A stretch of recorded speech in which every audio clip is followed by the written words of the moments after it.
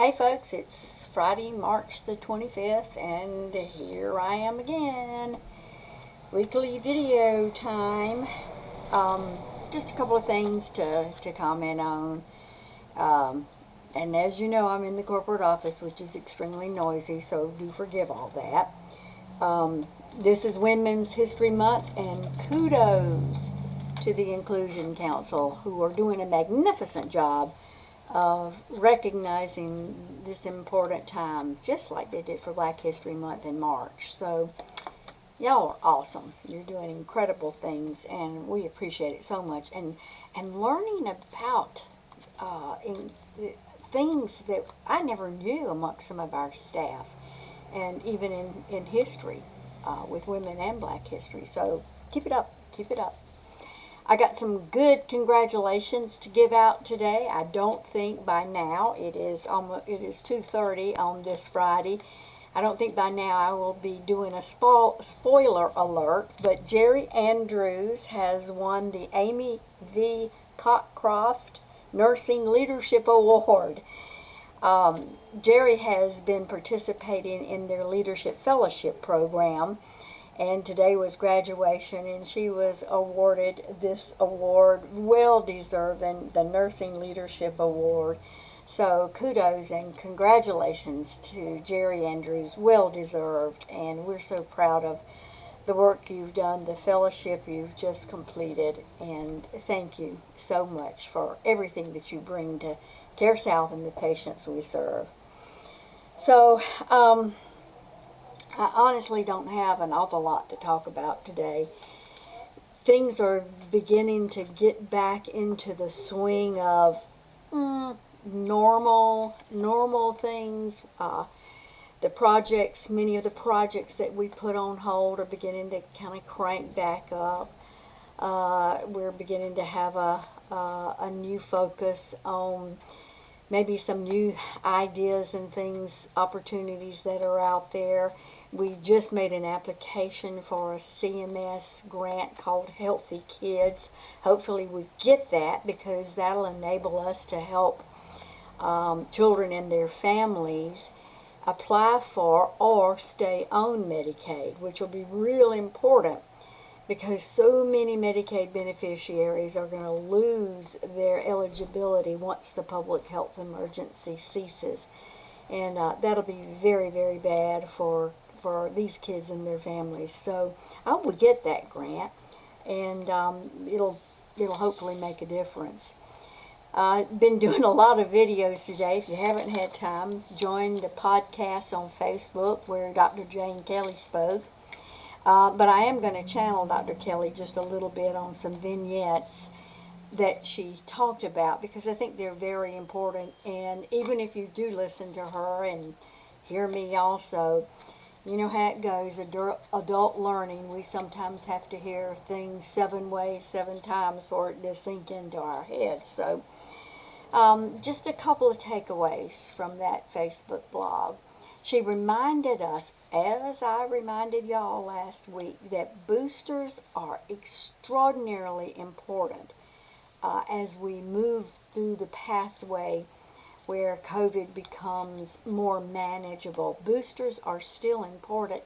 And by the way, what's the big deal about why people don't want to get the booster shot? You know, almost every single childhood vaccine had boosters, and most of them had more than just 2.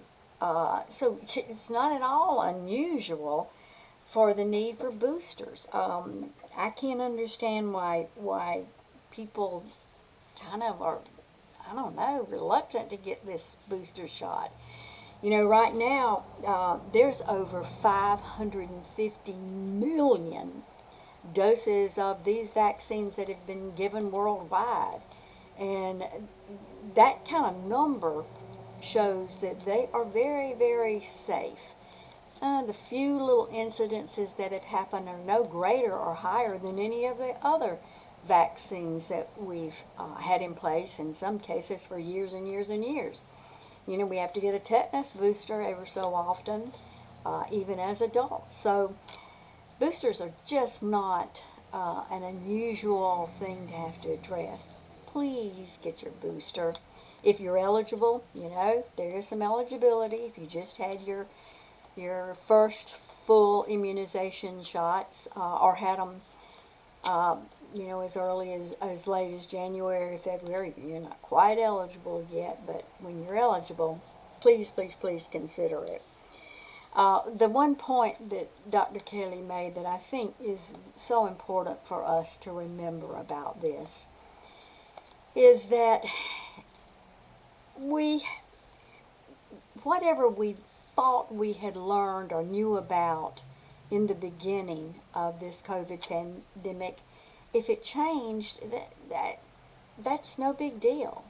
We've learned so much, so very much, that what we knew 2 years ago just may have been updated as this pandemic progressed and went on, and more research was done and more data collected. So when people say, well, I'm not going to get a booster because I know people that have gotten the COVID anyway, or, the data doesn't do this or the data doesn't do that. Well, we're still learning. We've got a lot left to learn about COVID. We've got a lot to learn about the long-term impact of COVID, the symptoms that keep on and on with some people that are quite scary in some cases and are quite a concern. So, this is normal. This is routine.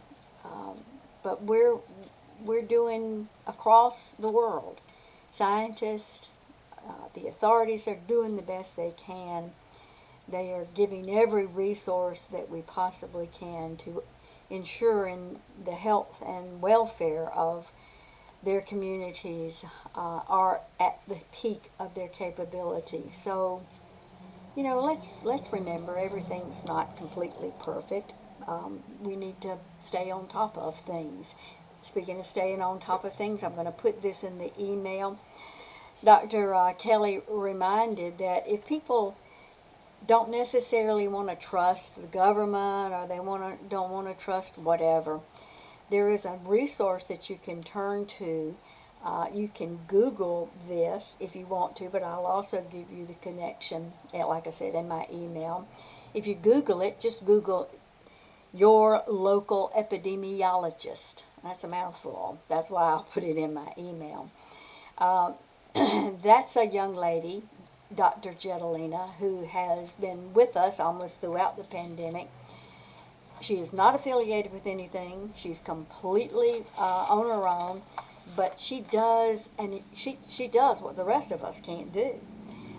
Looks at data, compiles data, looks at all the different resources, kind of determining what's important and what may need a little bit more eyes on it.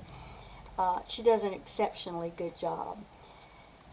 This pandemic is not over. Hopefully we can learn how to manage things and can become more comfortable should there be a surge or anything like that happen again as it did with Delta and with Omicron. But it's probably something that we're going to have to live with. So information is going to be the key to being able to be successful in navigating through the pandemic and in staying healthy. So take some time to do that. Stay in touch. Look at all the data that Dr. Jetelina provides. Her views are quite interesting. I wish I had shared it with you earlier. I frankly just didn't think about it. But anyway, I'm really thinking about cutting back on these weekly videos. We've actually cut back on how frequently the CARE South COVID Task Force meets. We've been meeting weekly on Tuesday mornings at 7:30, and we're going to cut back to that to every 2 weeks. And I'm thinking about cutting back on the weekly videos. I don't want to reach a point where I'm just killing time, telling y'all, just stuff you probably already know.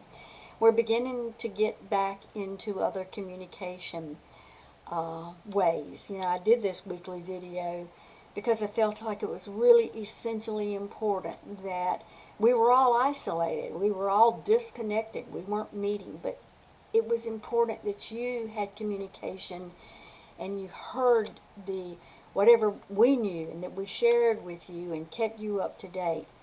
Now it's not going to be quite as much pressure. Site meetings are going to crank back up next month in April. I believe Shanika told me that they're going to go every other month.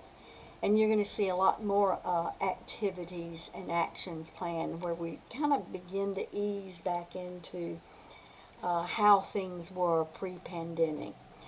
Uh, you know, we've been kind of gun shy to do this because we kind of did something similarly back in the last spring, and then Delta came around, so it's made us kind of gun shy. But I'm going to be thinking about it. I appreciate your input, but I'm thinking that these videos can probably go every other week.